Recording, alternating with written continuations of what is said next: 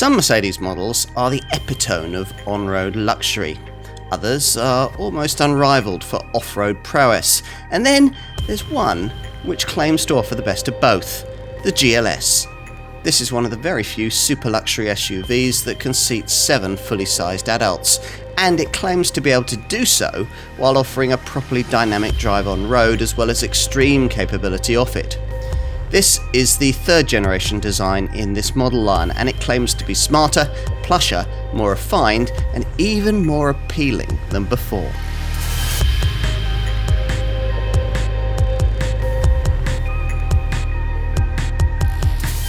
The GLS is a model that Mercedes bills as the S-Class of SUVs. Here's the 3rd generation X167 series version. It's a luxury conveyance for those whose real, or more likely imagined, commute to the everyday world is from a craggy mountaintop. We first saw this design back in 2007 when it was launched as the GL class, built in America for global sale, but primarily seen since occupying super-sized shopping mall spaces from New York to New Orleans. At that X164 series model's introduction, there were plenty of experts predicting that a GL would be too large for our market, but not for the first time they were wrong. Buyers realised sooner than journalists did that this Mercedes could offer something that you couldn't get on a rival 7-seat Audi Q7 or Volvo XC90 luxury SUV, namely proper space in the rearmost 3rd seating row for 2 fully sized adults. So, Mercedes sold more GLs than they'd expected to in Europe. A sales momentum continued with the launch of a 2nd generation X166 series version in late 2012. It was practical, luxurious and could go almost anywhere. But whether, as promised, it was the S-Class of SUVs was still more debatable. A GL class might be more spacious and versatile than a similarly priced Range Rover, but it simply didn't offer the same exclusive upmarket feel. The Stuttgart brand had convinced itself that this model could do that though, and set to work to prove the point. That Mark II GL was updated and rebadged as the GLS in 2016, but the real step forward came in 2019 with a completely new generation X167 series design, this car. Also badged GLS, but luxuriously redesigned in almost every conceivable way. By now though, the idea of supersizing the large luxury 7-seat SUV concept had been copied by another brand, BMW, with its X7, another US built and targeted model that offers this GLS its most direct segment challenge. But thanks to a wheelbase increase for this generation design, this Mercedes is a little longer and wider, and perhaps that bit more aspirational. There's even a version, the Mercedes Maybach Gls, that seeks sales in the exclusive SUVIP sector amongst Bentley Bentegas and Rolls-Royce Cullinans. The GLS is, in short, the car that brings together everything Mercedes knows about luxury and SUV motoring into one very complete and potentially very desirable package. And we're going to test it.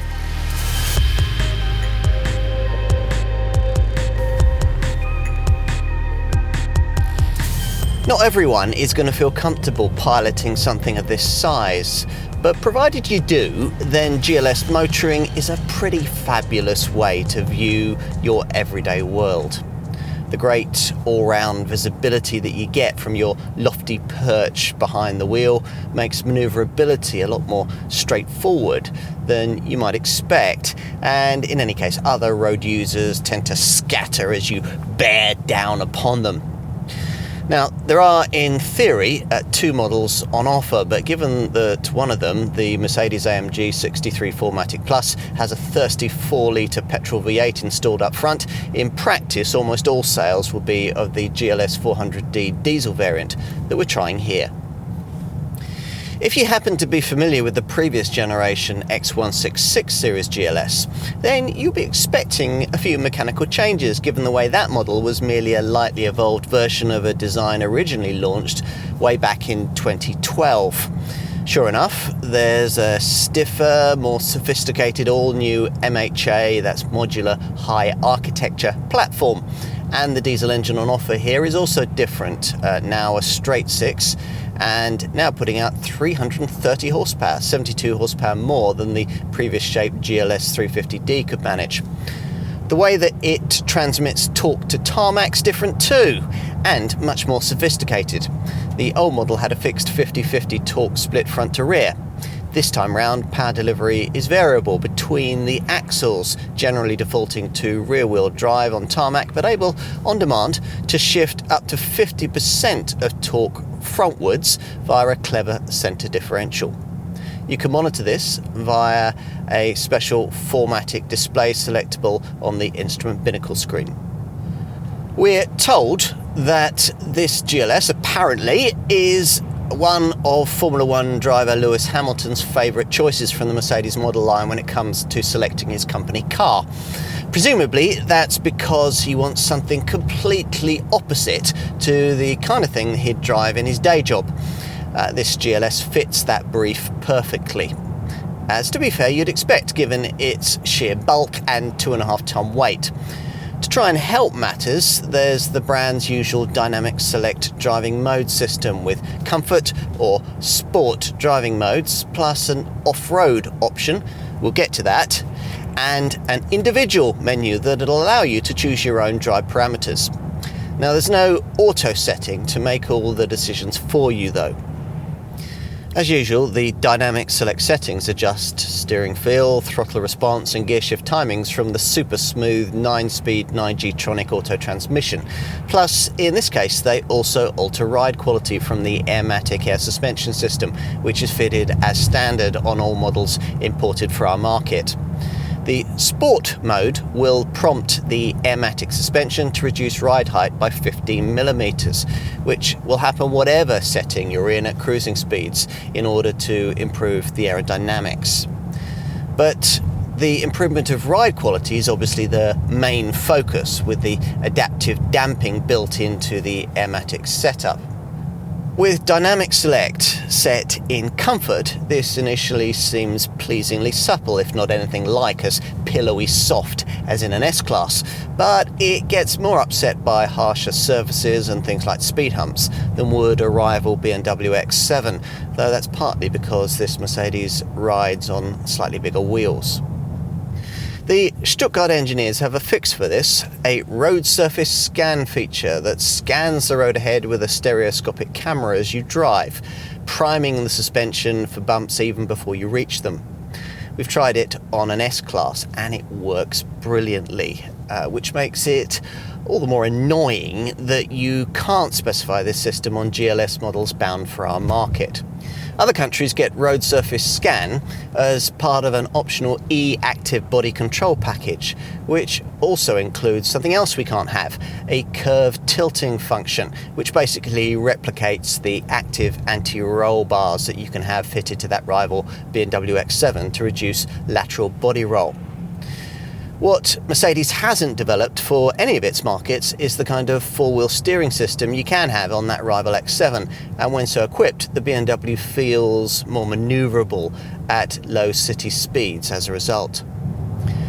Out of town, traction and body control's better than you'd think it might be from such a high-sided 2.6-ton SUV.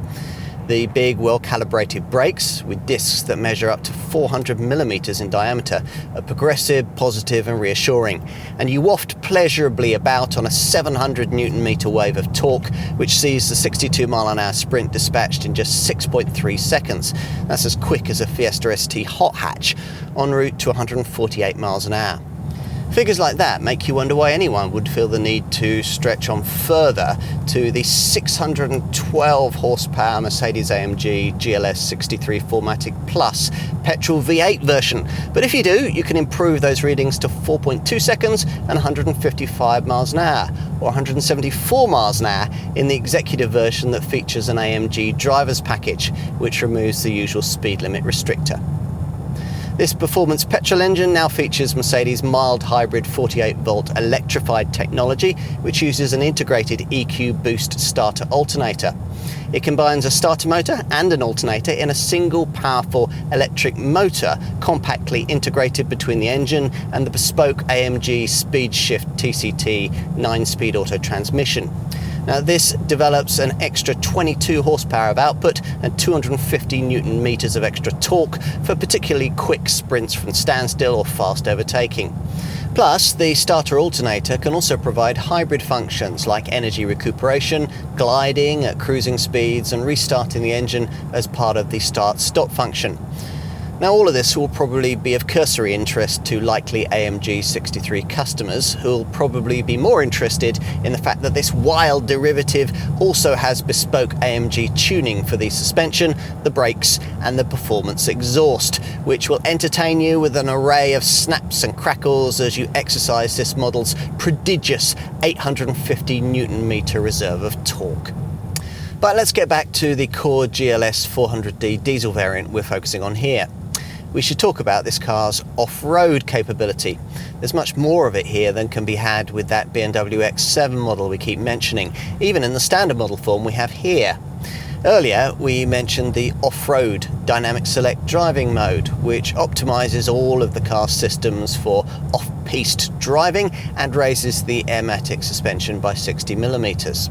This mode also activates specific mud plugging settings for the ABS, stability and traction control systems.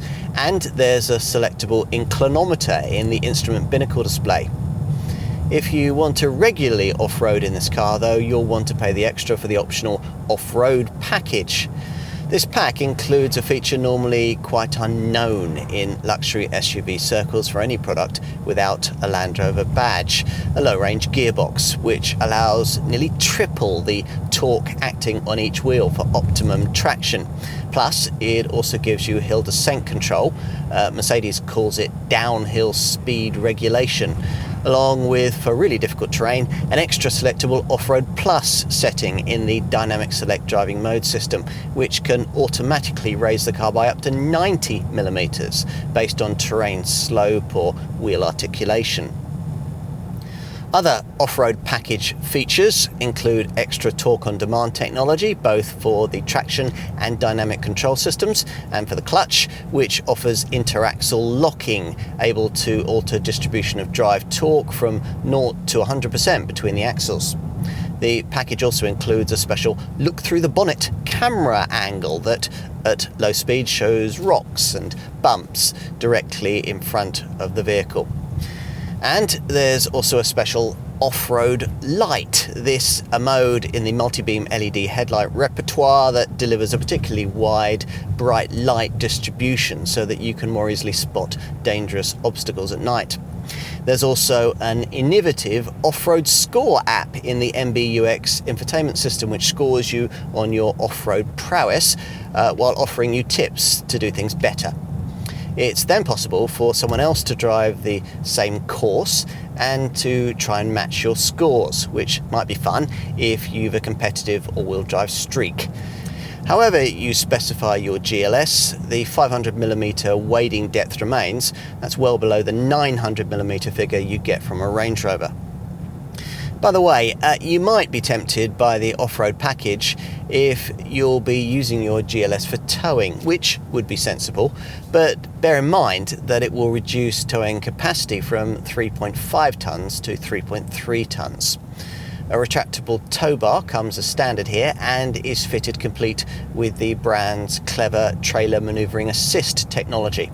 At up to 3 miles an hour, this can control your steering angle while you're reversing backwards while hitched up, as you monitor progress via dynamic guidelines shown as an additional part of the rear view camera display. That's one little touch you might like, and there are lots of others. The car wash function, which folds in the mirrors and moves the suspension to its highest position so that the wheel arches can be properly cleaned. The Magic Vision control wipers, which use washer fluid warmed by engine coolant so that you get a clearer screen. The panoramic glass roof that adjusts its opening with vehicle speed to reduce buffeting. The climate system that switches to recirculation mode in a tunnel.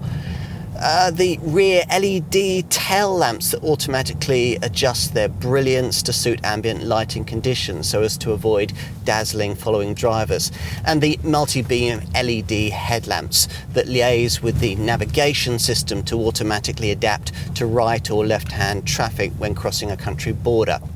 Someone's really thought about the ownership usability of this car.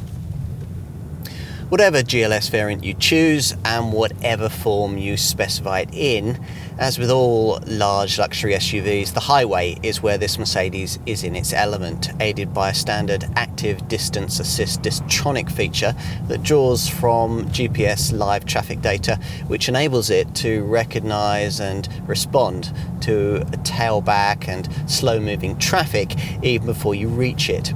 Now, you get this as part of an included driving assistance package, which, amongst other things, also includes active steering assist, which will basically do most of the steering for you in traffic or at a cruise. Plus, there's route-based speed adjustment, which, once you've programmed in a navigation destination, can automatically adapt your speed to the curves, roundabouts and junctions that you'll encounter throughout your journey. It's all very reassuring.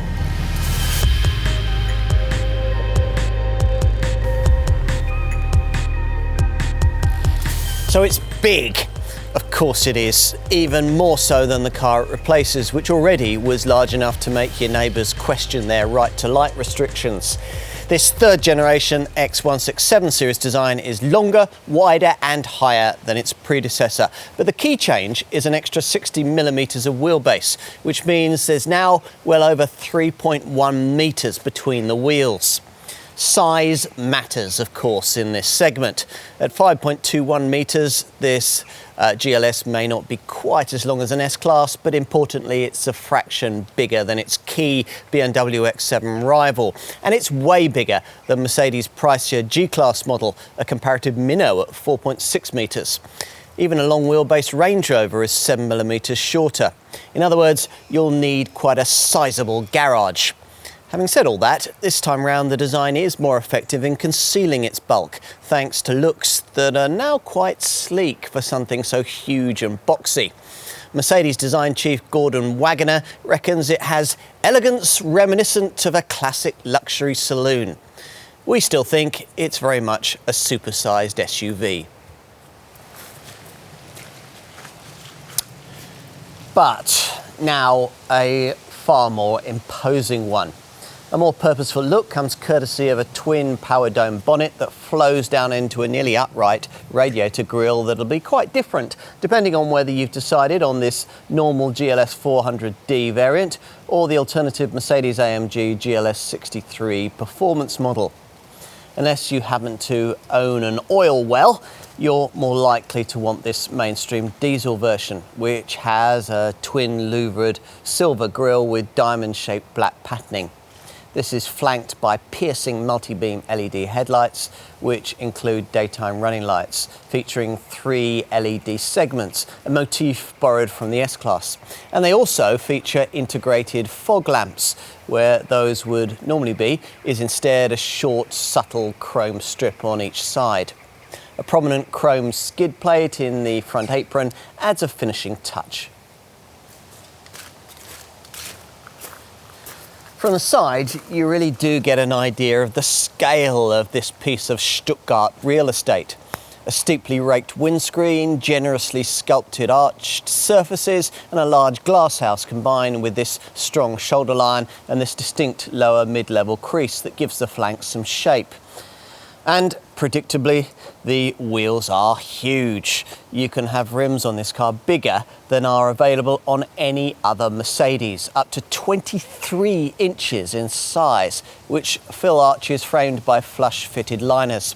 Little touches like this Neat small kink upwards near the rear D-pillar helped to make the overall look seem a little less bulky.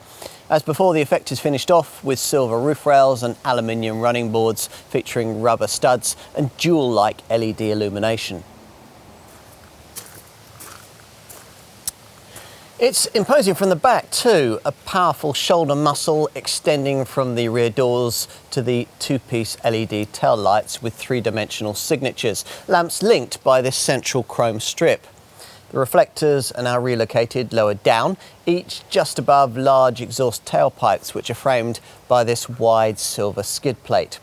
Again, the look of the Mercedes-AMG GLS 63 variant, should you choose it, will be slightly different here. That model featuring a bespoke AMG rear apron with two rectangular, characteristically corrugated twin tailpipes. As usual, of course, what's more important is the stuff you can't see. In this case, a structure that's certainly more S-Class than G-Wagon, using the brand's modular high architecture platform, which is basically a lightly evolved SUV version of the MRA or modular rear architecture underpinnings used by the latest S-Class and by E-Class and C-Class models too. This structure is so stiff that Mercedes has been able to incorporate the segment's largest ever panoramic glass roof while still improving torsional rigidity. So, what kind of interior should a car like this have? Opulent, obviously, but S-Class-like? Is the luxury cabin of a boardroom-level limousine really appropriate to the lifestyle of a properly capable family SUV?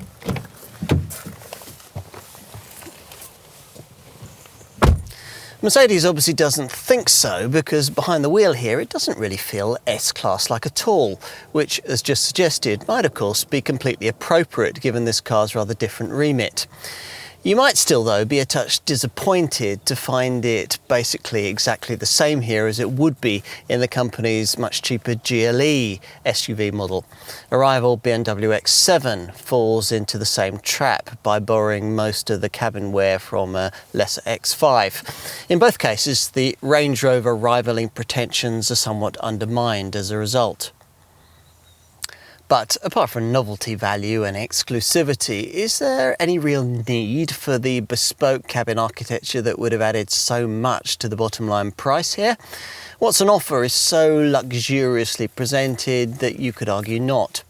The dash and fascia design doesn't have the dramatic futuristic appeal of the latest S-Class, but compensation comes with this GLS model's much more commanding perch. You're quite cocooned here thanks to this high centre console, and you're surrounded by some lovely touches like these four rectangular silver air vents inset into this classy trimming panel. Everything's immaculately finished with a very high-end blend of stitched leather, open-pore wood and aluminium accents, and seems to have been generally very well assembled by the American Alabama factory in Tuscaloosa. The raised centre console contrasts with the free-floating appearance of the dashboard and, as with the GLE, incorporates two prominent grab handles trimmed with Artico man-made leather and aluminium inserts. These are artfully illuminated at night, part of a gorgeous ambient lighting system that uses coloured optical fibres in the fascia and in the doors to really bring the cabin to life after dark. But it's the screen tech that'll particularly grab your attention. As usual in large models from the Stuttgart brand, the central element in the dash design is a distinctively styled instrument panel which incorporates a 12.3-inch instrument cluster and a central media display the same size, both monitors housed behind a shared continuous glass surface.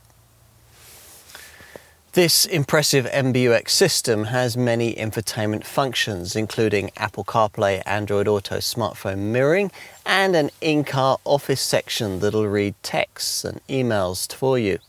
MBUX is also your portal into the standard 13-speaker Burmester premium sound system, and there's a brilliant 3D advanced navigation setup, complete with what Mercedes calls augmented reality technology. This is effectively a live camera feed of the road ahead, overlaid with house numbers, road names, direction arrows and other useful bits of information that'll help you find your way. All the MBUX functions can be controlled in various ways, the obvious ones being screen touch and use of this big central touchpad between the seats, plus there are smaller thumbnail pads on the wheel spokes, and you've other activation options too. Gesture control is standard, and there's the brand's Hey Mercedes voice control system, which in our estimation is a setup currently rivaled only by BMW for intuitive responsiveness. Conventional voice control technology usually requires certain specific voice commands from users, but this system's linguatronic natural speech recognition is pretty good at understanding, well, almost anything you ask of it. It's particularly good at things like finding new radio stations or telling you what the weather is at programmed destinations. Overall, this MBUX Mercedes-Benz User Experience multimedia setup is supposed to take in-car connectivity to a new level, and it's certainly difficult to fault, though we think this central touchpad, though well designed, isn't quite as easy to use as the lower rotary iDrive controller in a rival BMW X7. This big touchpad deals with the various menus of the high-resolution media display just above, divided into radio, nav, phone, media, comfort and info segments, plus one for the various apps you'll be able to access, most notably the useful Mercedes Me setup. And if you scroll down further, you can access some of the various so-called themes: adventure, trip, experience, efficiency and lounge, which combine preset layout and colour styles so that you can quickly change the cabin ambience to suit your mood. There are some really sophisticated graphics in play across the menus of this monitor, especially when it comes to the real-time displays that you'll find in the vehicle section. The same functionality can be accessed via another tinier touchpad on the left-hand spoke of the Smart Sports steering wheel, and if you use that to access a provided center screen settings menu, you'll be able to customize the separate digital instrument monitor ahead of you via various design layout choices. There's normal blue tinged classic, yellow themed sport, an orange progressive dial display and a darker minimalistic understated setup. Once you've decided what you want, you can use the other provided tiny touchpad on the right-hand steering wheel spoke to tailor the instrument cluster screen and bring what you'd most like to see into regular view, which is possible because the two virtual dials are both customizable. The left one normally shows the speedometer, but can also show either an analog clock, trip computer info, a trip itinerary screen, audio info, or off-road driving angles and compass settings. While the right-hand dial normally shows a rev counter, but can also show consumption info, a proactive eco display to aid efficient driving, GPS mapping, a G-force readout, safety assistance info, the status of the 4MATIC four-wheel drive system, and Airmatic air suspension settings. Finally, you can also tailor the area between the dials, the center part of the instrument binnacle screen, where you have a choice of viewing a digital speedo, consumption info, that eco display, trip info, or a full screen option. What else? Well, the ergonomics aren't quite perfect. You'll initially be hunting for the starter button. It's curiously positioned down here by your left knee. There are some signs of volume production that you wouldn't get in a Range Rover. The panels for climate control and overhead lighting flex when you prod them, for instance. And if you happen to have forked out nearly £100,000 for an upper spec version of this car, the rather flimsy column-mounted transmission stalk it shares with a Mercedes Sprinter van might not be quite the kind of thing you'd have been expecting. What else? Well, despite the lofty seating position, all-round visibility could be a fraction better. Some might find that these relatively chunky front A-pillars slightly obscure their vision at junctions, and the relatively narrow back window and all those rear headrests will see you making frequent use of the standard 360-degree camera system and all-round sensors. The sensor info can also be projected into your line of forward sight on this standard head-up display, expanded in screen size to show far more than these kinds of setups usually do. Another standard feature we really like is the Energizing Package, which combines music, lighting and scent into a couple of selectable programs, Refresh and Vitality, aimed at rejuvenating you at the end of a tiresome day. There's also a training option aimed at relieving muscle strain on longer trips. Above entry-level trim, you also get an intelligent energizing coach feature that recommends individual programs based on the kind of journey that you're on. It can even communicate with a smartwatch or a fitness tracker should you be wearing one of those. Then automatically select a perfectly suited energizing theme. You can start directly just when you need it. As for cabin storage, well, there's pretty much everything that you would want. The smart slatted cover of this stowage area at the bottom of the center stack slides back to reveal twin cup holders, a couple of USB-C ports and a wireless charging mat. Further back between the seats is another cup holder, but this one's of the thermal sort so that it can warm or cool drinks. It sits just behind this twin-lidded bin, which incorporates a further USB-C port together with the converter leads that you'll need for it. There are bottle holders in the deep door bins, the driver's one incorporating switches for the electric tailgate and the power deployable tow bar. And you get what initially looks as if it's going to be a spacious glove box, complete with a pen clip, though in actuality this is somewhat compromised in size by the need to incorporate the fragrance dispenser for the standard air balance package. You also get a storage net in the front passenger footwell and ticket clips on the sun visors, but there's no room around this jewel-like lighting panel for an overhead sunglasses compartment. Time to take a look in the rear. This X167 series GLS is 77mm longer than its predecessor, and the 60mm wheelbase increase we mentioned earlier means this car now has a wheelbase length 100mm longer than that of a long wheelbase S-Class, which sounds promising for backseat folk. The Airmatic suspension automatically lowers itself by 25mm when one of the doors is opened to aid getting in and out. And these wide sill steps help too, though they'll also decorate trouser legs and skirt tips with dirt. This is the part of the car where you most readily appreciate this large body shell's extra space. To be honest, the legroom can't match that of an S-Class, but there's 37mm more of it this time round, and also 7mm more headroom than there was in the previous GLS. Enough, in fact, so that 6-footers can easily be accommodated, even with this huge standard panoramic glass roof fitted, one of the biggest ever fitted to any production car. Plus, you not only get a backrest that can be adjusted for rake, but a seat base that can slide over a range of 100mm for extra knee space. All the adjustability is power operated via this switch panel on the immaculately stitched door card, which is where you can operate these powered side window blinds if they've been fitted.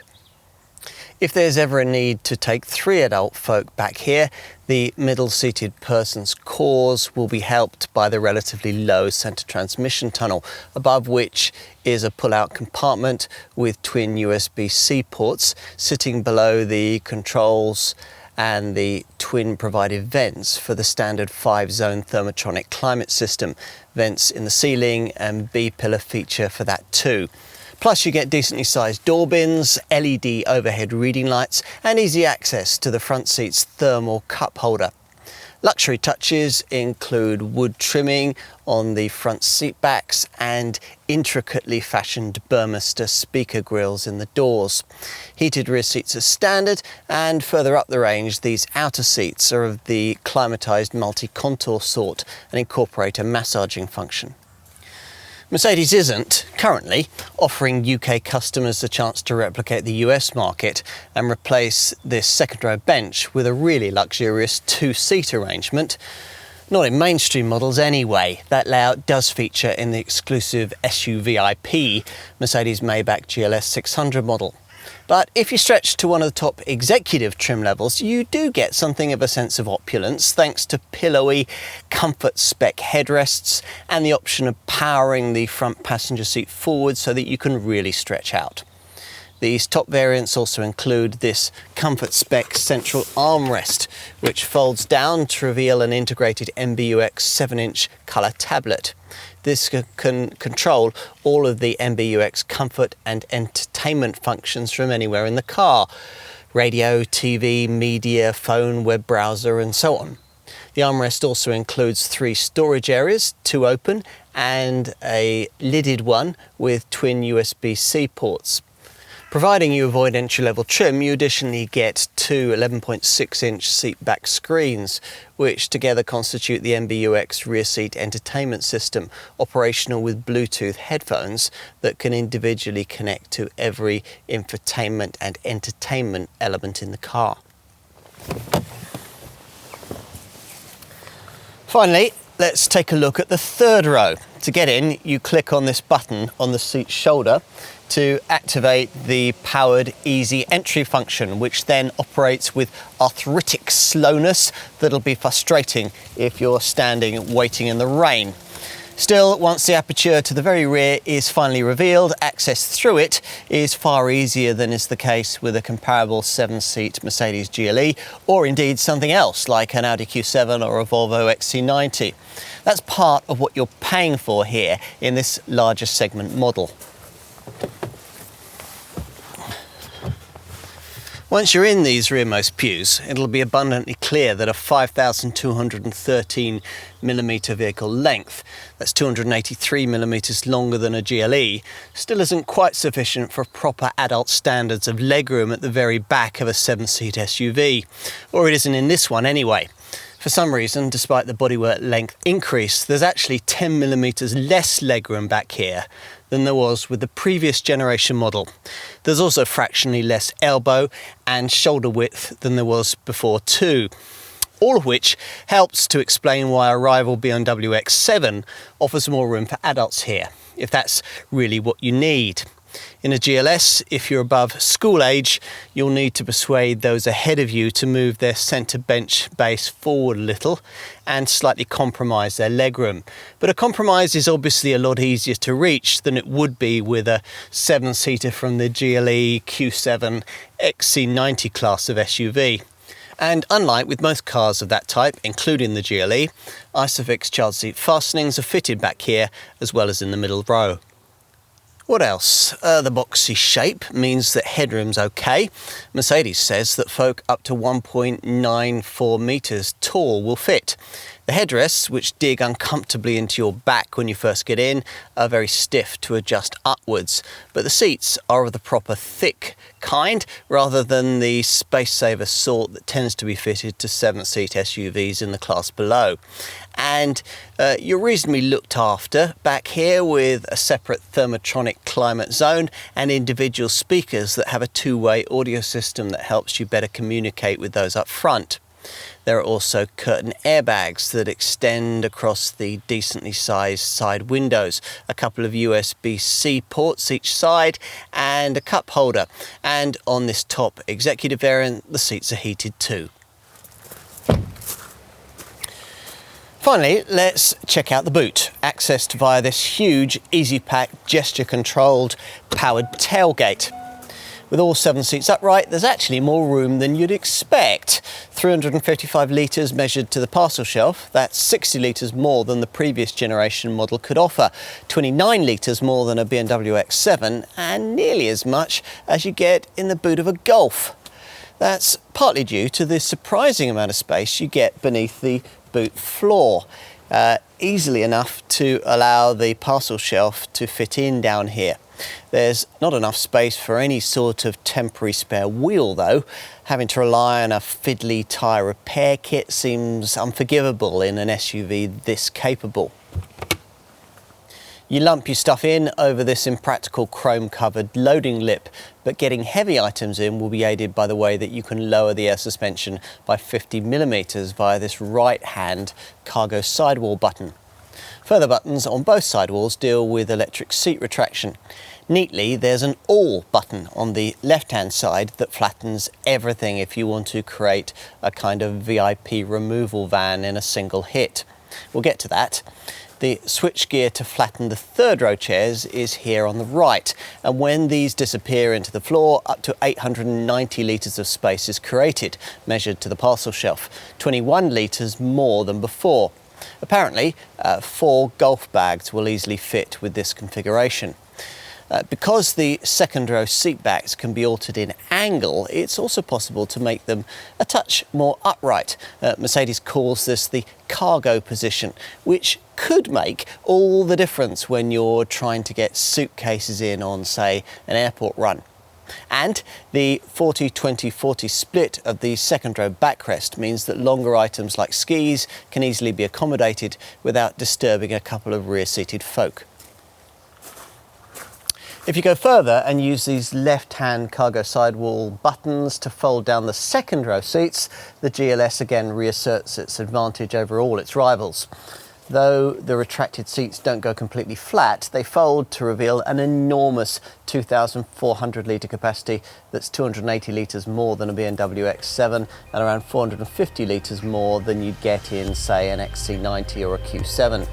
You also get nearly 2.22 metres of cargo area length, 90mm more than the previous generation model could offer. There's nothing that can match it.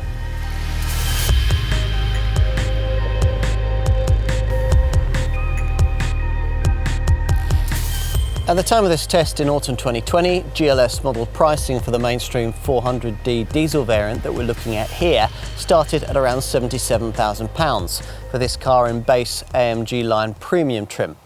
You'll need about £8,000 more for the mid-range AMG line premium plus version, which will take you up to around £85,000. And a budget of nearly £94,000 is required for the plushest premium plus executive derivative that we're looking at here. Want another mainstream engine? At the time of this test in autumn 2020, there was no sign of that.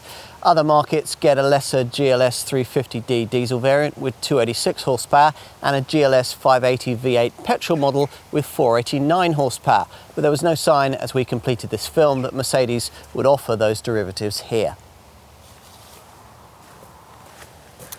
The performance-orientated V8 petrol-powered Mercedes-AMG GLS 63 4MATIC Plus model is offered for our market in a couple of black-trimmed Night Edition forms.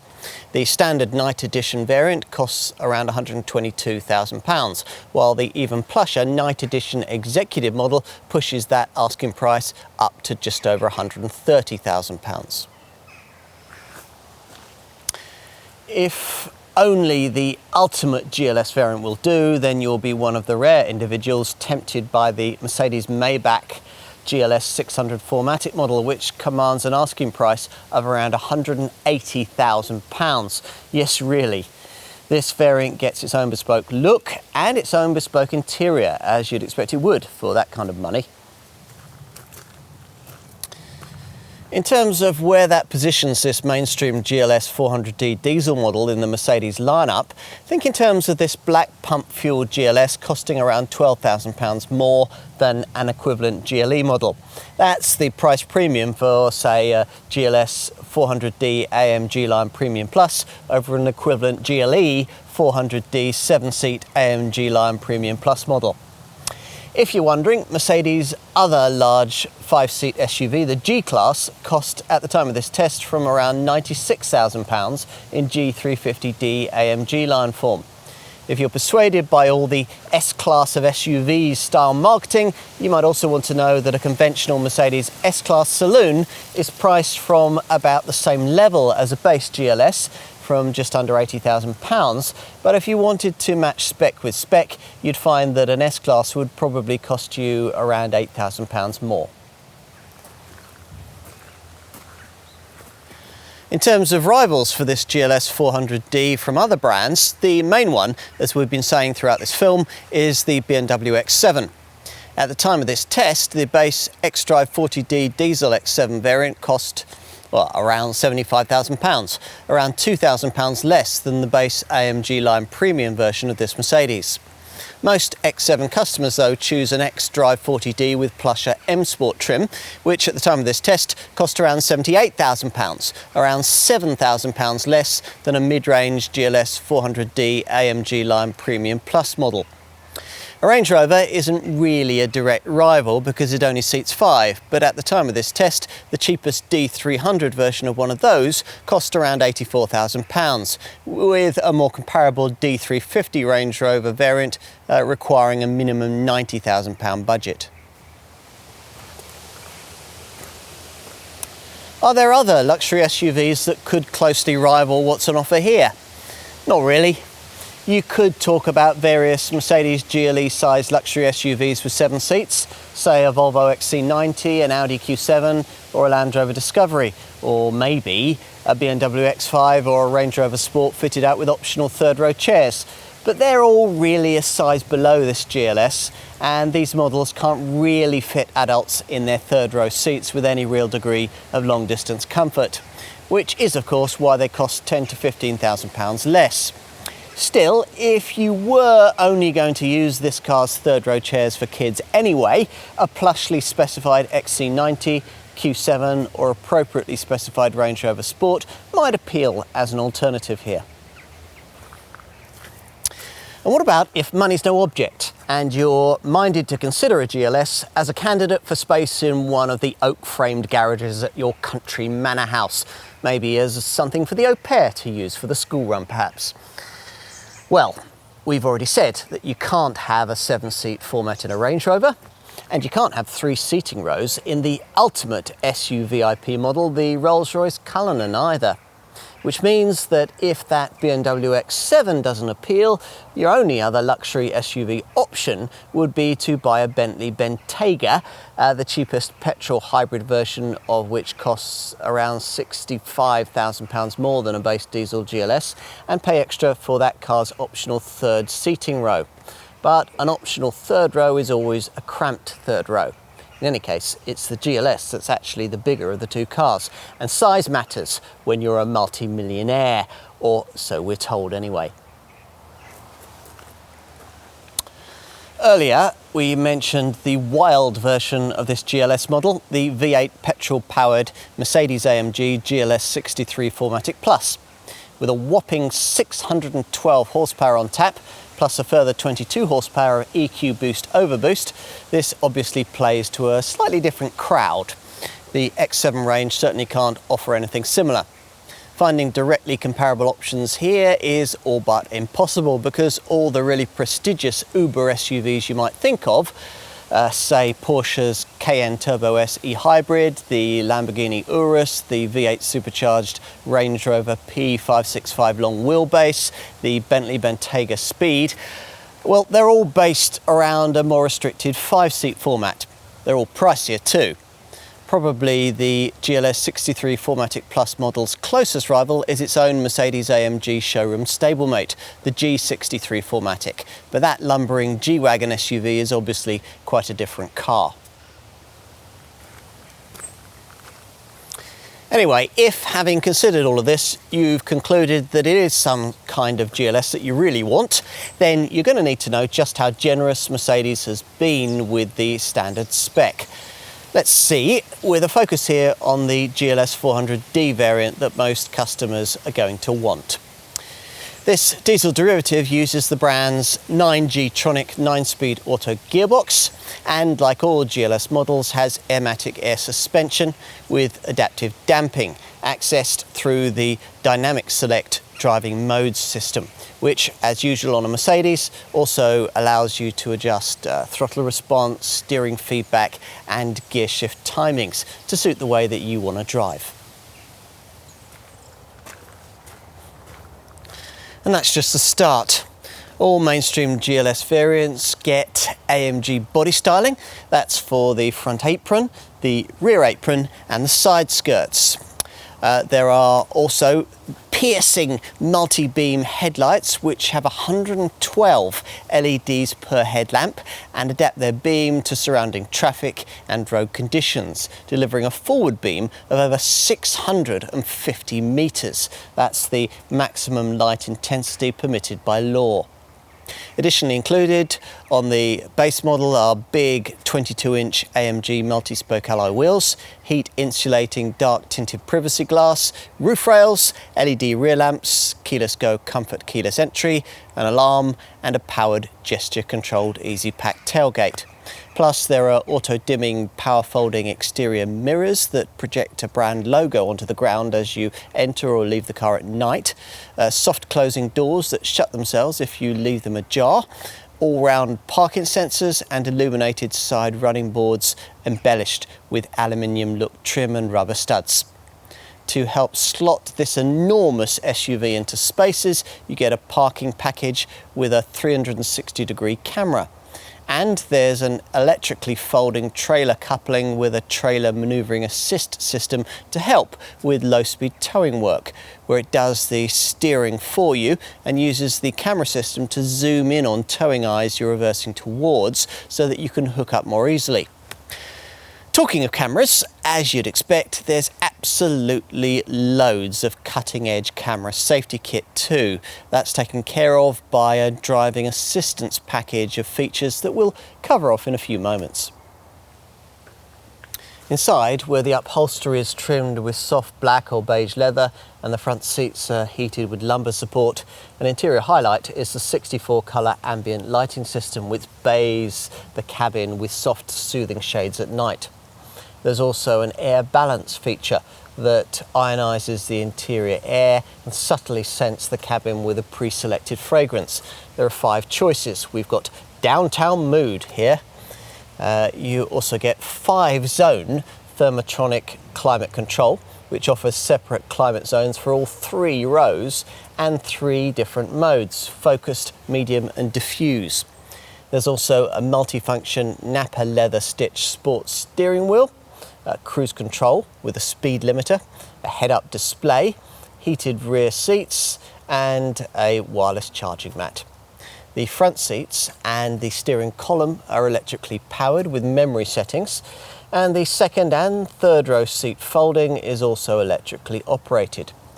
Decor touches include anthracite open pore oak wood trim, stitched Artico leather for the dashboard and door cards, AMG floor mats and brushed stainless steel sports pedals.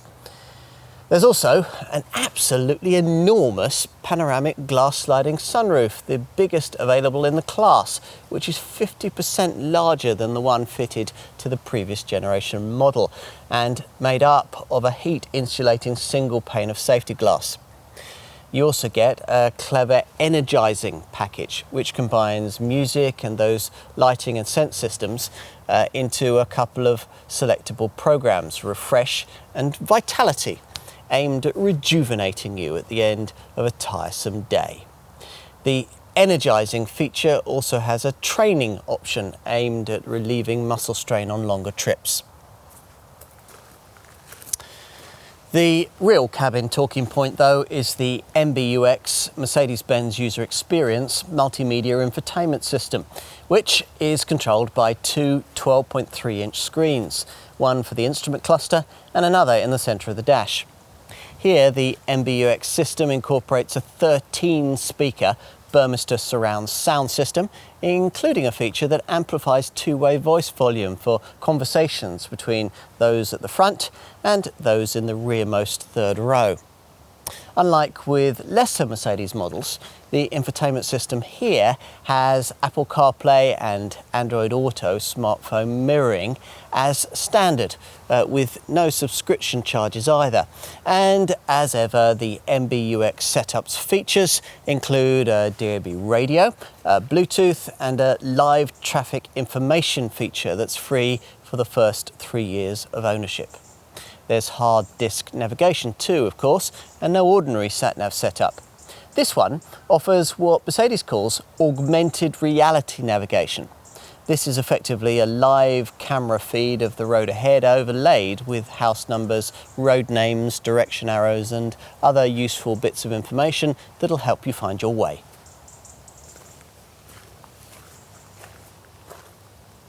Plus, as usual, there's the brand's intuitive Hey Mercedes voice activation system, which you'll quickly find yourself using to operate many of the interior's features. It's been recently developed to be individual seat specific, so if the front passenger asks for seat heating, MBUX knows what seat to activate. It can also deal with more complex commands too. Mercedes reckons it can cope with something like, which child-friendly Asian restaurants nearby are neither Chinese or Japanese? Apparently, you can also ask it complicated things like, what is the fat content of avocados? We haven't yet tried that. There's another infotainment and feature activation option too. If you don't want to use the touch screens, the touchpads or voice activation, Mercedes also includes its MBUX Interior Assistant, which allows various comfort and MBUX infotainment functions to be carried out by using specific hand gestures. Just extending your hand towards the interior mirror, for instance, turns the reading lamp on or off. By the way, we should also point out that all aspects of the MBUX setup use artificial intelligence, so the system can predict the kind of requirements that you might have next. For instance, if you regularly call your mother on your way home on Tuesdays, you'll get a reminder to do so. If you regularly select a certain radio station at a certain time, the system will prompt you to do that too. And beyond infotainment and media connectivity, well, there are loads of brilliant little design touches on this car. Here's just a few of our favourites. There's the car wash function, which comes in very handy for a large vehicle like this. When this is selected, the suspension moves to its highest position so that the wheel arches can be properly cleaned. Plus, the sunroof and any open windows are automatically closed. The exterior mirrors are folded. The auto wipers are automatically stopped. The climate control is set to air recirculation mode, and the camera system displays an image that makes it easier for you to drive into the car wash.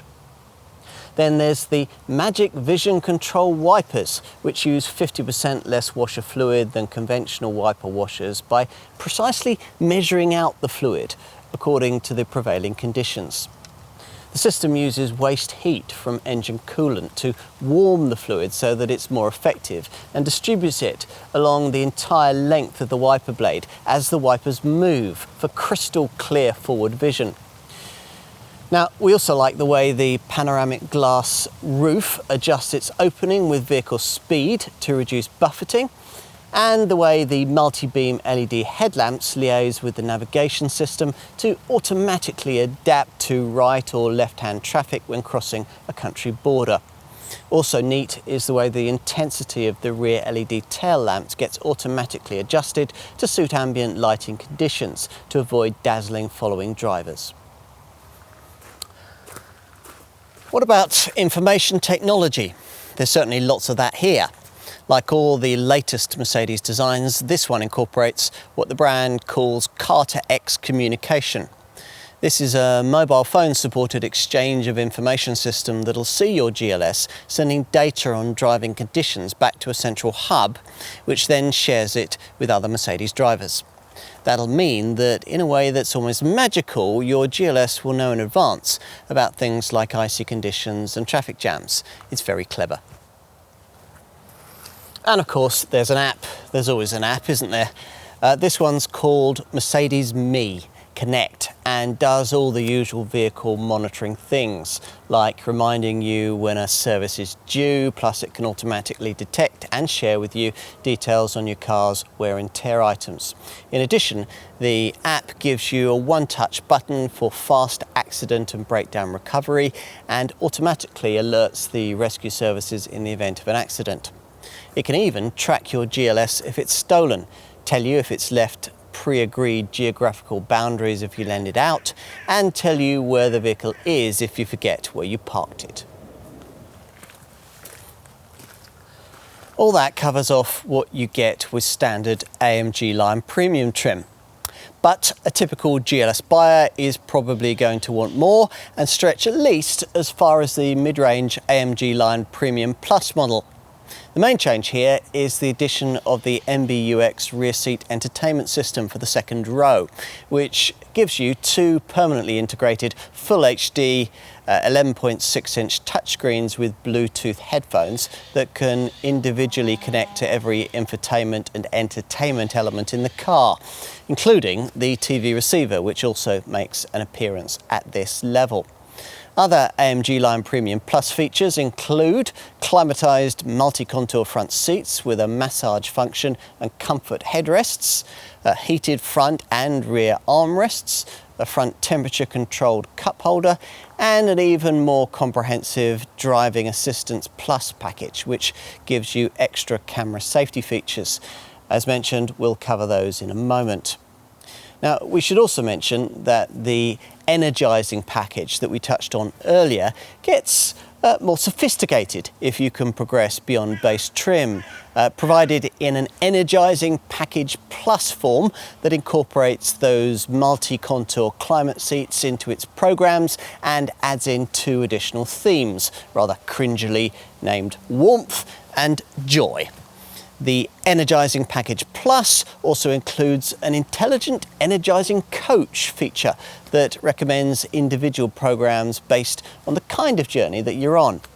It can even communicate with a smart watch or fitness tracker should you be wearing one, then automatically select a perfectly suited energizing theme that you can start directly just when you need it. So that's covered off the first two GLS 400D trim levels. Here though, we're testing the top of the range AMG line Premium Plus Executive model, identifiable by its larger 23-inch AMG 5 twin-spoke bicolour alloy wheels. Inside at this level, there's heat for the steering wheel and extra stitched Napa leather for the dashboard and door belt lines. Most of the executive embellishments though feature in the second row, which benefits from climatised multi-contour seats with massaging, electric sunblinds in the side doors, luxury rear headrests, rear side airbags, a temperature controlled rear cup holder, rear wireless charging mats, and a front passenger side seat that can be electrically adjustable from the rear. Many functions in the second row can be operated by the provided MBUX rear tablet, a 7-inch removable screen which is built into the luxury centre armrest and offers control of all the MBUX comfort and entertainment functions from either of the rear two rows: radio, TV, media, phone, web browser, everything. So that's covered the three trim levels offered with this GLS 400D diesel variant. Obviously, if you were to stretch to the top Mercedes-AMG GLS 63 4MATIC Plus petrol model, you'd want a bit more, which is why on that quick V8 version you get unique AMG trimming for the exterior, including a bespoke radiator grille design, plus the AMG Night Package finishing, which coats key exterior features in a mean shade of black. The standard Night Edition GLS 63 variant gives you pretty much everything you'd really want in an uber-fast, high-performance large SUV.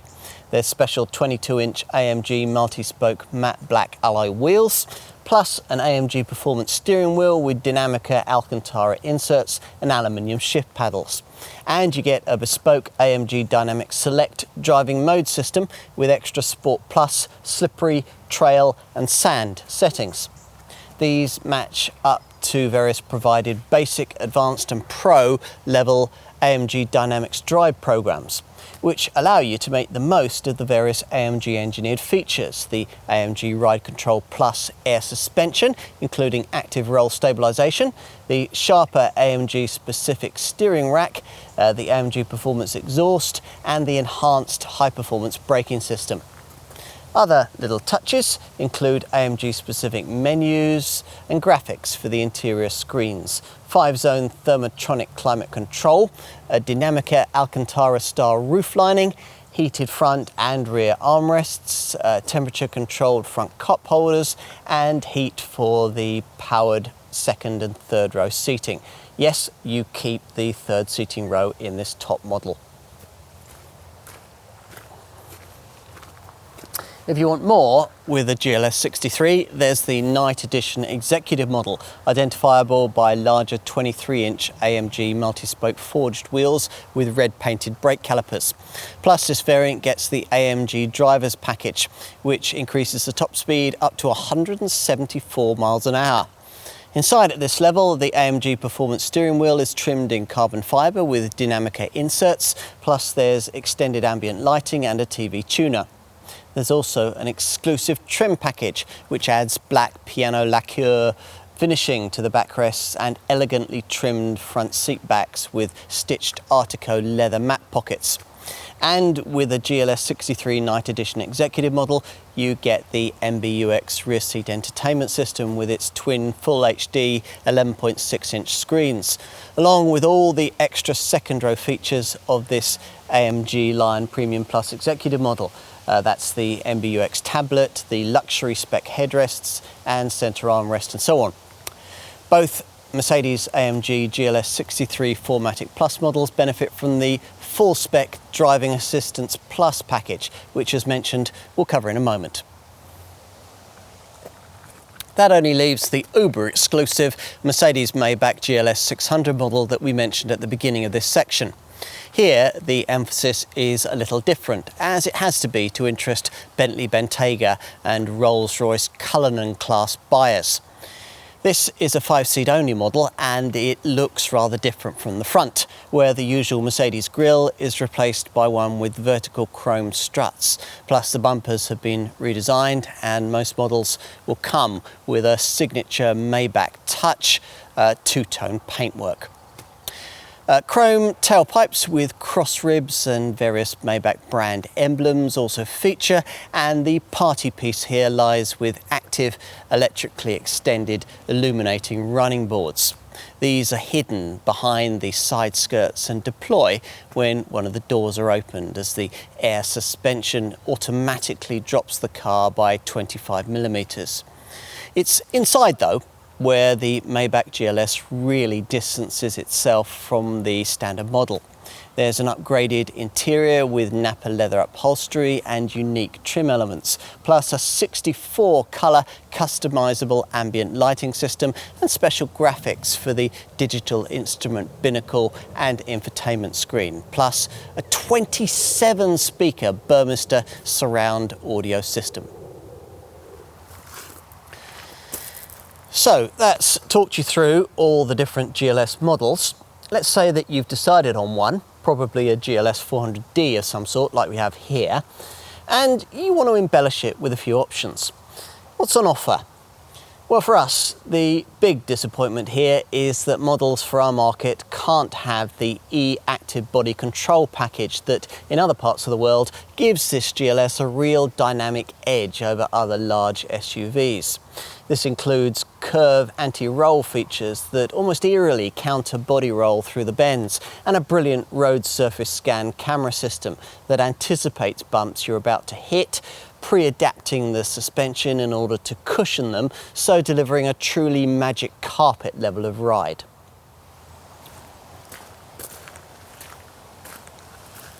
What you can have, and what you should certainly budget another £1,500 for if you'll be using this car for light off-road work, is the optional off-road package. This pack includes a feature normally quite unknown in luxury SUV circles for any product without a Land Rover badge, a low-range gearbox. Plus, it also gives you hill descent control. Mercedes calls it downhill speed regulation.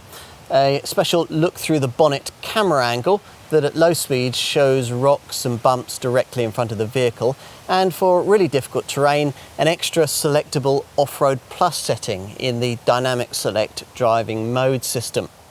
There's also extra torque on demand technology, both for the traction and dynamic control systems and for the clutch, which offers inter-axle locking, able to alter distribution of drive torque from 0 to 100% between the axles.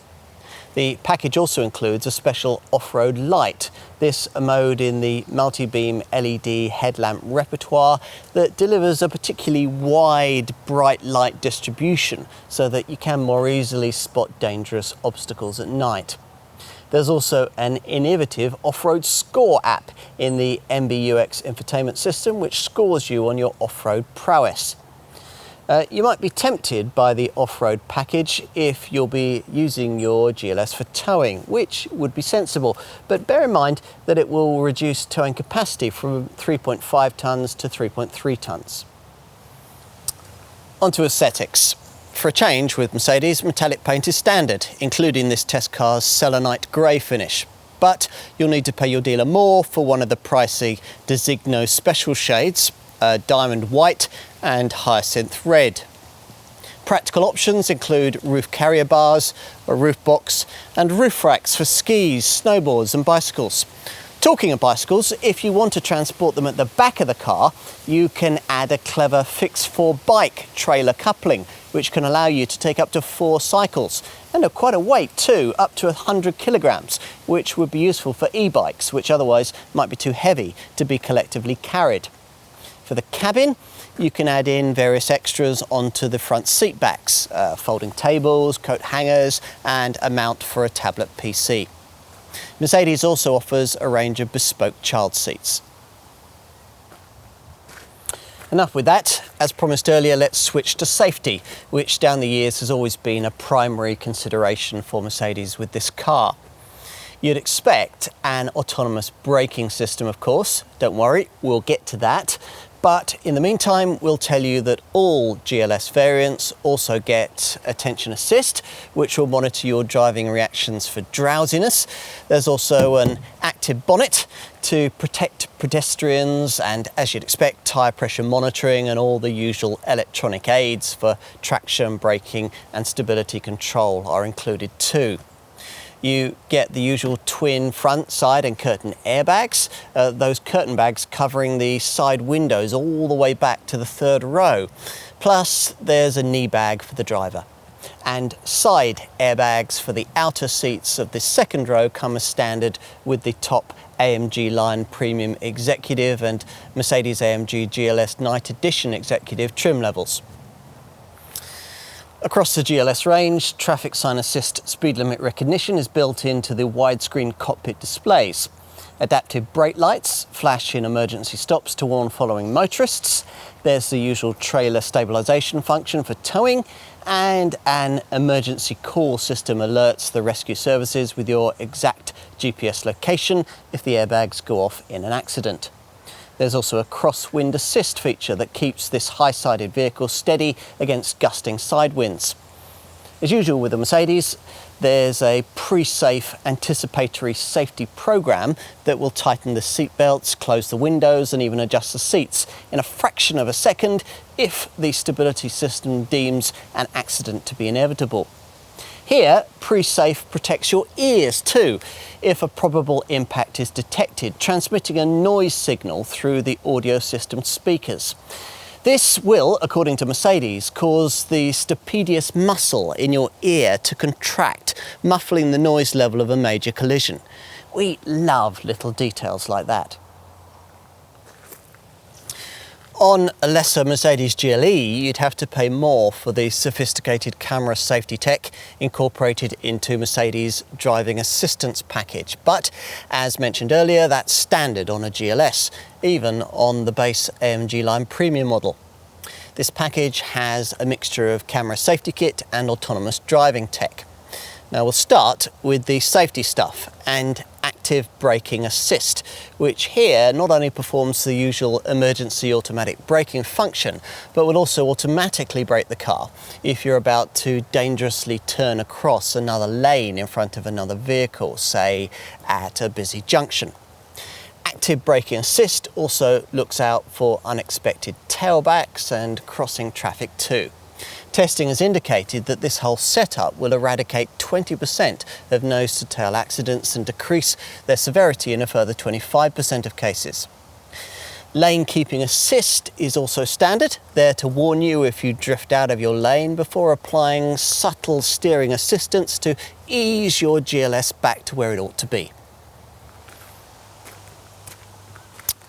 What else? Well, there's active blind spot assist, which not only warns you if you're about to dangerously pull out in front of another vehicle, but applies light steering torque to correct the maneuver. Active blind spot assist also includes an exit warning feature that alerts you if you're about to dangerously open one of the doors in the face of oncoming traffic. There's an evasive steering assist feature that scans the road ahead for pedestrians and supports you in making sudden steering maneuvers to avoid them. And you get a pedestrian warning function that alerts you at pedestrian crossings if someone's about to step out inadvertently in front of you. Plus, there's a Pre-Safe Plus feature that helps specifically with vehicles running into the back of your GLS, if necessary locking the brakes on standstill to prevent your car from being pushed into danger.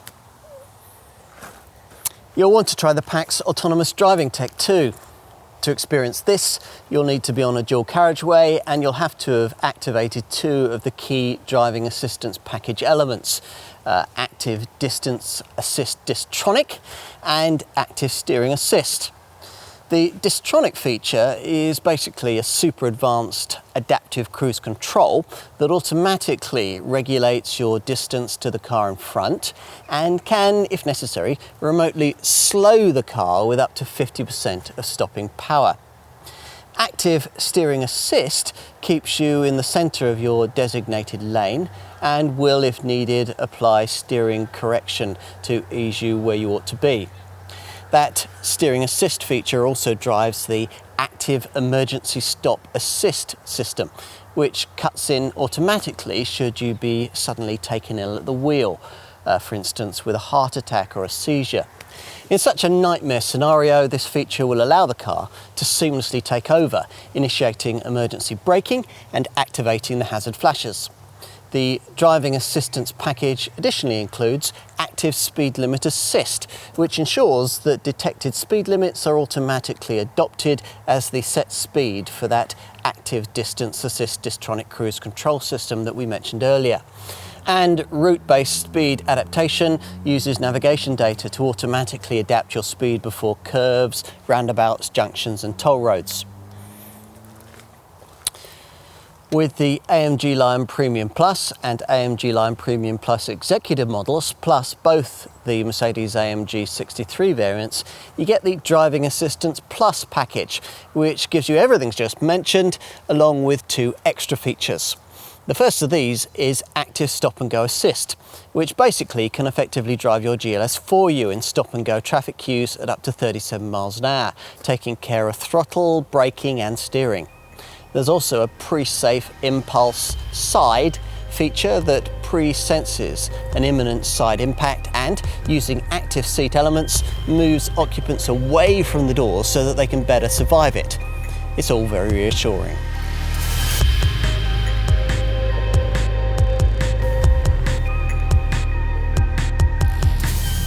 One of the last bastions of diesel power in the modern automotive market is that for large SUVs. And sure enough, as with its predecessor, almost all sales of this GLS will be of the version that sips from the black pump, this GLS 400D diesel model.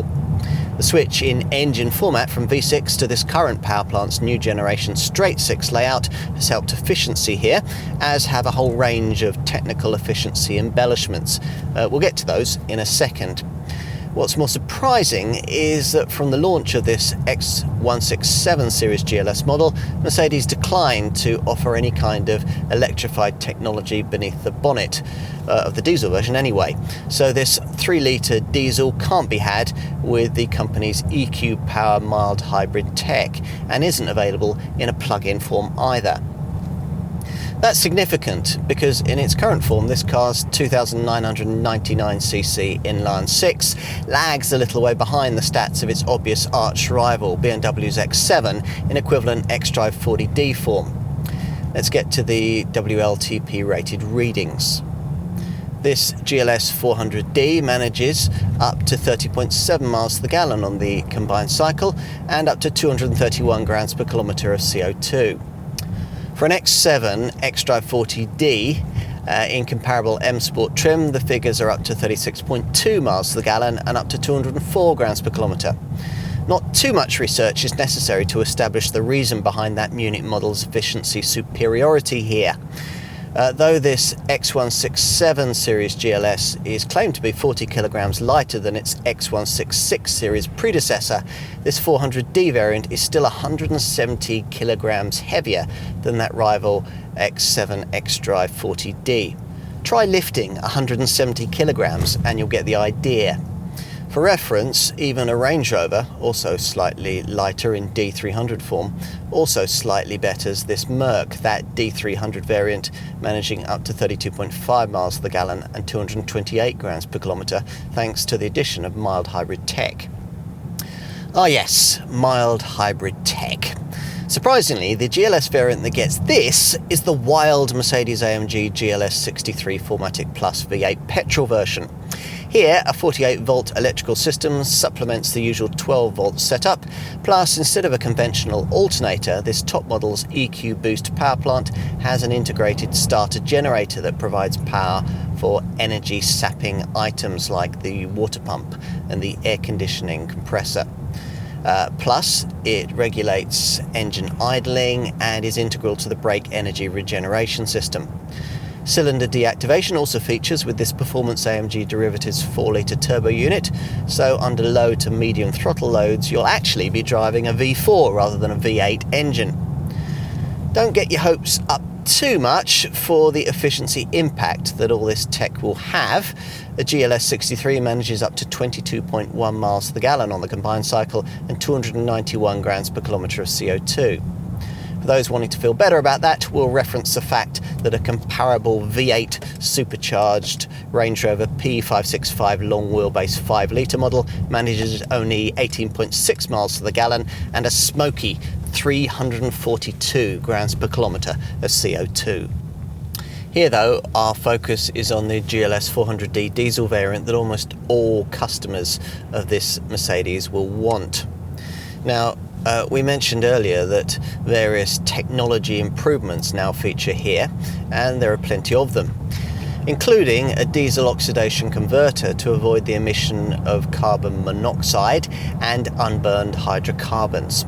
There's also a special SDPF particulate filter with an SCR catalytic function and an extra selective catalytic reduction converter with an ammonia slip catalyst in the exhaust tract, which allows more effective use of the diesel unit's AdBlue reducing agent.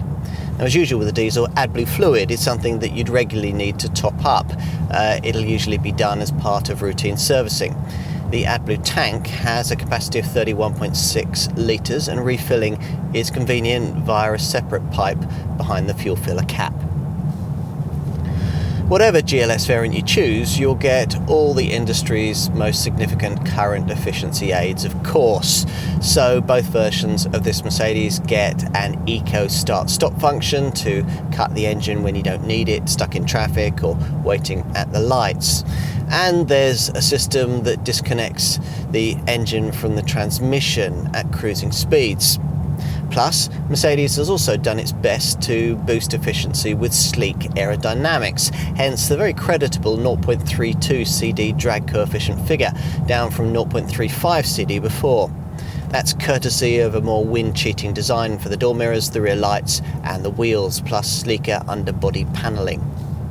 As a result of all this, real-world efficiency here is actually a bit better than the figures we gave you earlier seem to suggest. This GLS 400D has managed about 30 miles to the gallon on average in our hands throughout this test, which with the 90-litre fuel tank filled would mean a driving range of about 600 miles. Throw in more motorway work and you might expect that consumption figure to climb closer to 40 miles to the gallon, which would give you a travelling range approaching 750 miles. To achieve this, of course, the driver will need to play his or her part. Obviously, to get anywhere near the returns we've quoted, you'll need to set the Dynamic Select driving mode system into its Eco setting. This marginally limits the accelerator pedal curve and also slightly restricts the output of the seat heating, the heated rear window and the air conditioning. You can also bring up two options on the two fascia monitors that'll help. A consumption option in the vehicle section of the centre dash screen graphically shows your recent attempts at frugality, and a selectable eco display in the instrument binnacle grades your driving based on acceleration, deceleration and constancy of speed, showing in real time the bonus frugality you've achieved through careful driving since the start of your trip. What else? Well, as with all large luxury SUVs, VED tax will take quite a chunk out of your budget. The basic annual VED figure for diesels is £830 and for petrols it's up at £1,240. All GLS models will then cost £450 a year in VED for the next 5 years before dropping to the standard £140 annual rate. On top of that, because all GLS models are priced well above the £40,000 mark, owners will need to pay a luxury car tax VED supplement that'll set them back an extra £310 in the first year of ownership. That annual charge then rising to £450 until the 5th year of ownership. Now, if you're wondering about benefit-in kind taxation, we'll tell you that this 400D model sits in the 37% bracket, as does the Mercedes AMG 63 variant. Predictably, residual values aren't anything like as high as those that you get for the brand's classic G-Class SUV. Independent experts reckon that an owner of a highly spec'd GLS 400D could expect to see 43 to 49% of original purchase price back after a typical 3-year, 36,000 mile ownership period. That's about the same as you get from a comparable Range Rover D300, but a rival BMW X7 xDrive 40DM Sport model could manage as much as 56% over the same period. Other things we'll need to tell you include the comprehensive 3-year unlimited mileage warranty, the same as BMW, but better than Audi's 3-year 60,000 mile package. This is built upon by Mercedes' Mobilo scheme, which delivers breakdown cover for up to 30 years, as long as you continue to have your car serviced at a Mercedes main dealer. And it's worth knowing that your maintenance outlay can be kept a little in check by going for the optional service care package that takes care of routine maintenance, spreading the cost of regular servicing, guaranteeing the price of parts and labour for up to 4 services, and covering the cost of all recommended service items such as brake fluid, spark plugs, air filters, fuel filters and screen wash. There's also an assist dashboard service indicator that monitors engine use and tells you exactly when a garage visit is due. For reference, servicing is usually required every 15,500 miles or every year, whichever comes first. That fixed cost service care plan that I just mentioned could cost you as little as around £33 a month, based on either a 2-service 2-year deal, 3 years with 3 services, or 4 years with 4 services. It's also worth mentioning that the optional Mercedes Me Connect services package includes remote self-diagnostic capability, which enables your GLS to monitor wear and tear items and alert your local dealer to let you know if something needs seeing to. You can also insure your car through Mercedes, though most company drivers will have this included in their lease cost. If you do pay the insurance on your car, you'll need to know about ratings, which are a little on the high side. The 2 mainstream versions of this GLS 400D diesel are rated up at Group 47E. It's 48E for this Premium Plus Executive version. The Mercedes-AMG GLS 63 4MATIC Plus is rated at Group 48E in standard Night Edition form or Group 50E in top Night Edition executive guise.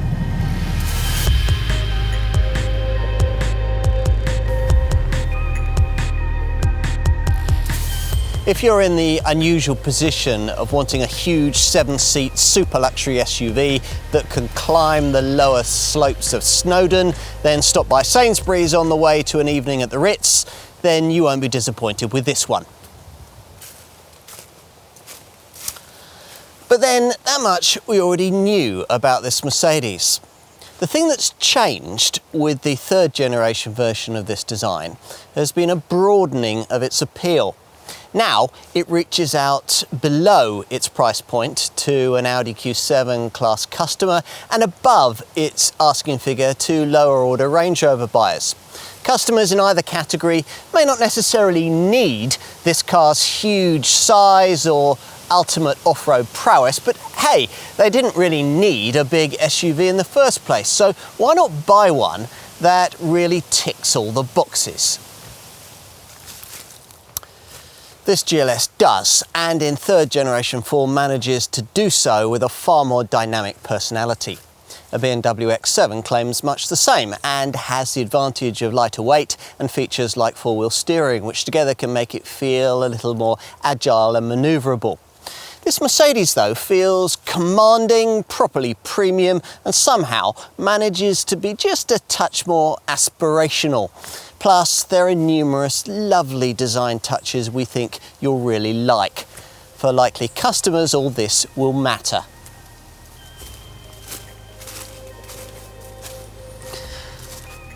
True, this GLS isn't quite the all-round proposition a Range Rover can be, but in many respects it offers far more car for much less money, which means that in your SUV search for the biggest and the best, you shouldn't overlook it.